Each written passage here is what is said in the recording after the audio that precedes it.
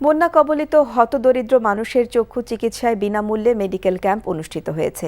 সকালে নেত্রকোনার কলমাকান্দা সরকারি পাইলট উচ্চ বিদ্যালয় মাঠে উপজেলার ৮টি ইউনিয়নের প্রায় ৪,০০০ চক্ষু রোগীকে বিনামূল্যে চিকিৎসা সেবা প্রদান করেন ২০ জন চক্ষু বিশেষজ্ঞ। এ সময় উপস্থিত ছিলেন বিএনপির কেন্দ্রীয় নির্বাহী কমিটির আইন বিষয়ক সম্পাদক ব্যারিস্টার কায়সার কামাল। এদিকে মৌলভীবাজার সদর উপজেলার বাউরঘড়িয়া এলাকায় বিসমিল্লাহ ইউকে চ্যারিটি সংগঠনের ক্যাম্প অনুষ্ঠিত হয়েছে।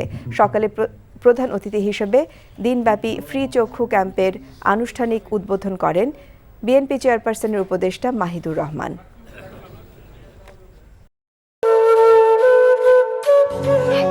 বাজে কথা বলবেন। আপনি কি বলতে চাচ্ছেন? এই চাঁদ নিয়ে আপনার গায়ে এসে পড়েছে? আজে বাজে লোক কোথাকার। তোমার নাম তো উজান চৌধুরী, কিন্তু আপনি কে? আমারে তোমার চিনার কথা না, তোমার দাদার আমলের মানুষ। আমার নাম সাজবাতি।